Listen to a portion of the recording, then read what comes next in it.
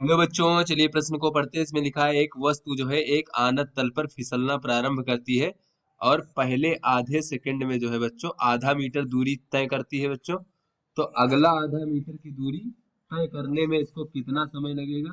तो चलिए बच्चों इस प्रश्न की मूल अवधारणा को हम देख लेते हैं। तो बच्चों कोई भी वस्तु जो है अगर वो एक समान त्वरण के अंतर्गत बच्चों गति करती है तो वहां पर हम गति के समीकरणों का प्रयोग कर सकते हैं बच्चों। ऐसे में देख लेते हैं कि गति का द्वितीय समीकरण बच्चों क्या होता है। तो गति का द्वितीय समीकरण होता है बच्चों विस्थापन s बराबर यू टी धन 1/2 ए टी का वर्ग, जहां पे बच्चों u क्या है प्रारंभिक वेग और a क्या है बच्चों त्वरण है। तो चलिए बच्चों अपने प्रश्न को हल करते हैं। तो बच्चों इस प्रश्न में कहा जा रहा है कि एक वस्तु जो है वो आनत तल पर फिसलना प्रारंभ करती है। तो बच्चों मान लीजिए ये हमारा आनत तल है इस प्रकार से, और ये बच्चों कोई वस्तु है जो यहाँ पर आनत तल से फिसलना प्रारंभ करती है बच्चों। तो ये एक समान त्वरण ए से मान लीजिए फिसलना प्रारंभ करती है बच्चों। तो इसमें कहा जा रहा है कि पहले आधे सेकंड में जो है आधा मीटर की दूरी तय करेगी। तो बच्चों ये प्रारंभ से जब फिसलना आरंभ करेगी बच्चों, यानी कि इसका आरंभिक वेग 0 होगा बच्चों, यू का मान 0 मीटर पर सेकंड होगा बच्चों।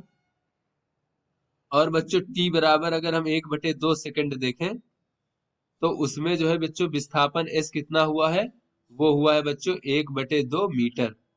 तो यहाँ से बच्चों अगर हम देखें गति के द्वितीय समीकरण से एस बराबर यू टी धन 1/2 ए टी का वर्ग से बच्चों, तो यहाँ पर सबका मान रख देंगे। तो एस का मान है 1/2, यू का मान है बच्चों 0 और 1/2, और त्वरण बच्चों हमने ए माना है।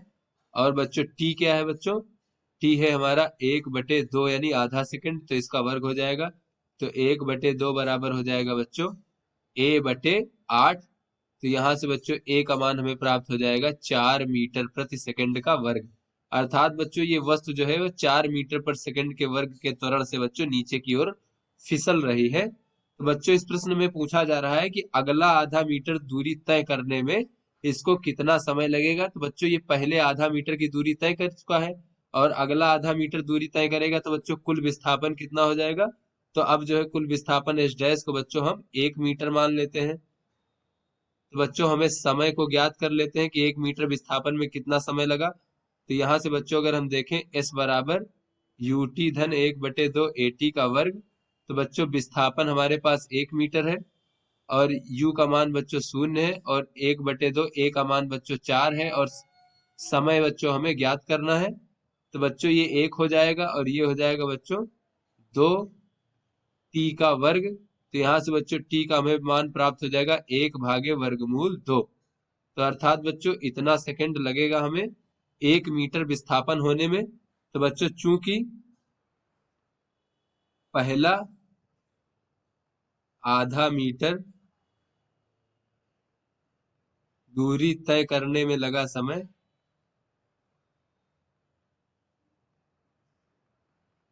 समय जो है बच्चों वो 1/2 सेकंड है।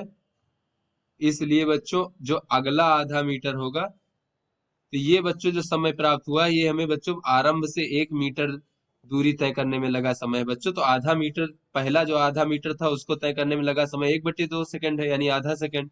तो अगला आधा मीटर दूरी तय करने में कितना समय लगेगा बच्चों, अगला आधा मीटर दूरी तय करने में लगा समय बराबर हो जाएगा बच्चों कुल समय बच्चों 1/वर्गमूल 2 है और पहला आधा मीटर तय करने में लगा समय 1/2 है।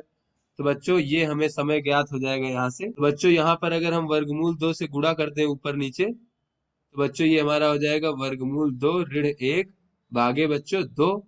तो इस प्रकार से बच्चों वर्गमूल 2 का मान 1.41 होता है, तो उसमें से 1 घटा देंगे तो 0.41 हो जाएगा भागे बच्चों 2। तो ये हमें बच्चों यहाँ से ज्ञात होगा 0.2005 सेकेंड। अर्थात बच्चों अगला आधा मीटर तय करने में लगा समय बच्चों 0.0205 सेकेंड है। तो आशा करते हैं बच्चों आपको समझ में आ गया होगा। धन्यवाद।